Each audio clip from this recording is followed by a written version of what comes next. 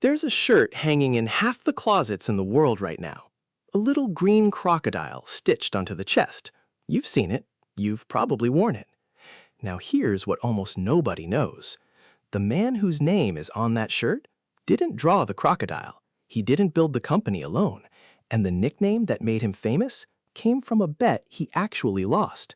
So who was the crocodile, really? And how did one sick, undersized tennis player from Paris ended up on more chests than almost any athlete in history? Stick with this one. It gets stranger than you'd expect. In 1919, a 15-year-old boy named René Lacoste picked up a tennis racket for the first time. He wasn't a natural, not even close. His father, Jean-Jules Lacoste, ran a car company in Paris, and he had zero interest in his son wasting his life chasing a ball around a court.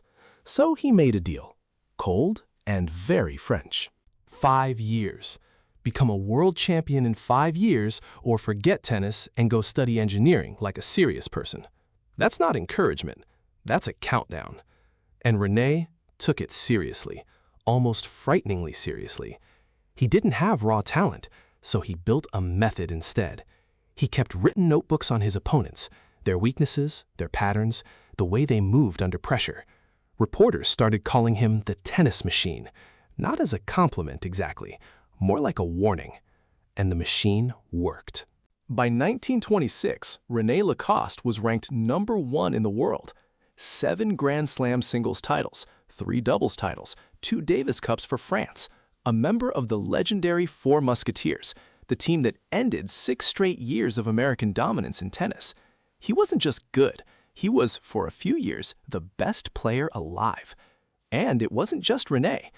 A year after his retirement, he married Simone de Lachaume, a champion golfer in her own right, at a time when women weren't exactly welcomed in competitive sport.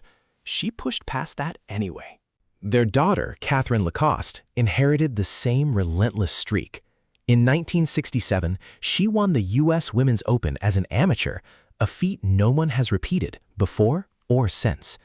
So maybe the discipline wasn't just a personality trait. Maybe it was something closer to a family inheritance. What do you think? Is that kind of drive something you're born with, or something a demanding parent forces into you? Because with the Lacostes, it's hard to tell where one ends and the other begins. But here's the thing about pushing your body that hard, that early. It breaks. In 1929, at just 24 years old, respiratory illness forced René off the court for good. The career his father demanded, the one built on 5 brutal years of pressure, was already over. Most athletes at that point fade quietly into history. René didn't. Because 6 years earlier, on a Davis Cup trip to Boston, something small had happened, something that would end up outliving his entire tennis career.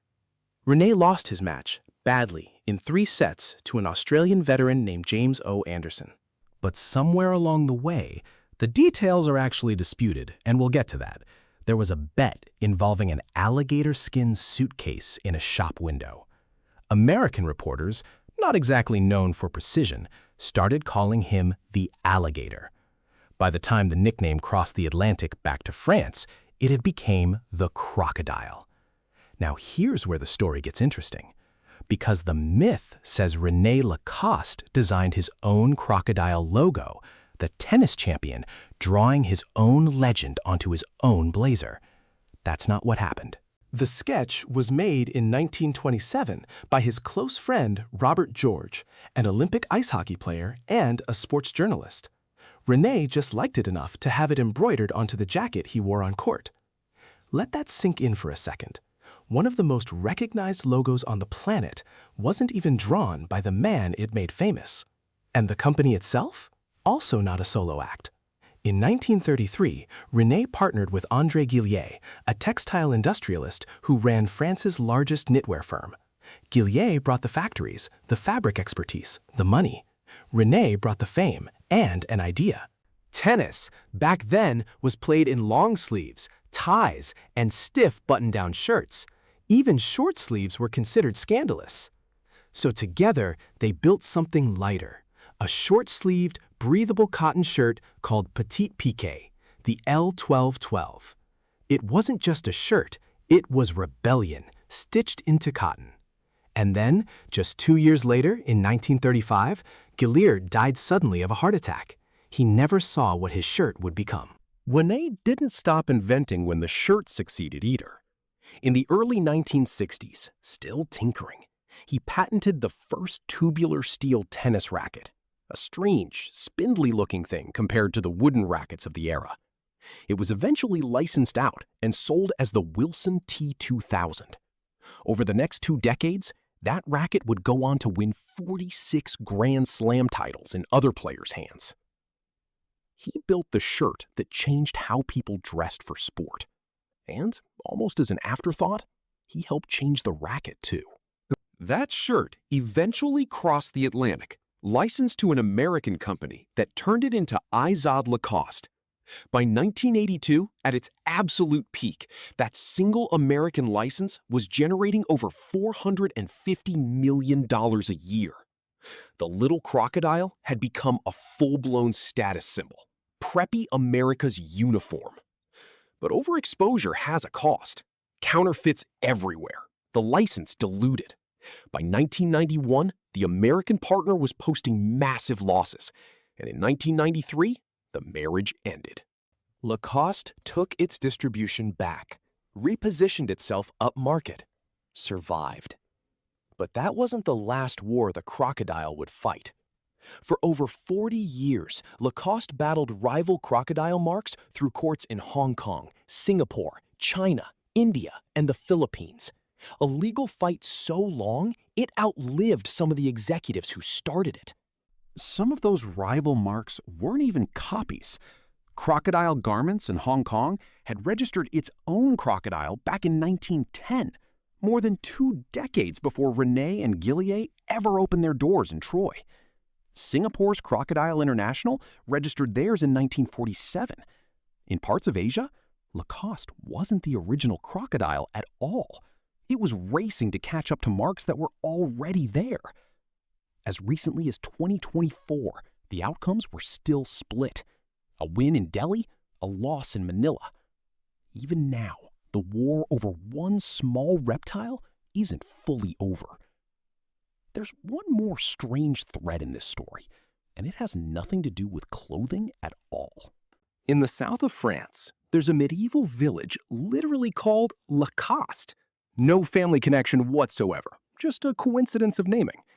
It was once ruled by the Marquis de Sade, later restored by the designer Pierre Cardin, and today it's home to an American art school's fashion campus. 2 places, same name, no relation. One built a global brand out of a bet gone wrong. The other has nothing to do with any of it, and yet the overlap feels almost too perfect to be an accident. Here's what's easy to miss in a story like this. The public sees a logo, a lifestyle, a brand people are proud to wear.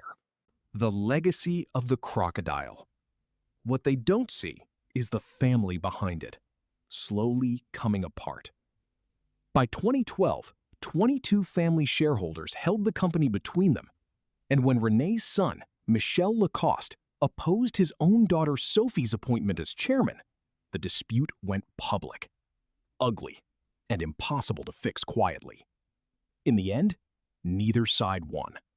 Both factions, father and daughter, sold their shares to the Swiss conglomerate Maus Frères for somewhere between 1 and 1.25 billion euros.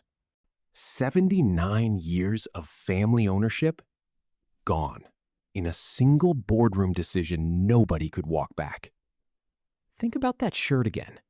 The one in your closet, maybe, or your father's, or your grandfather's.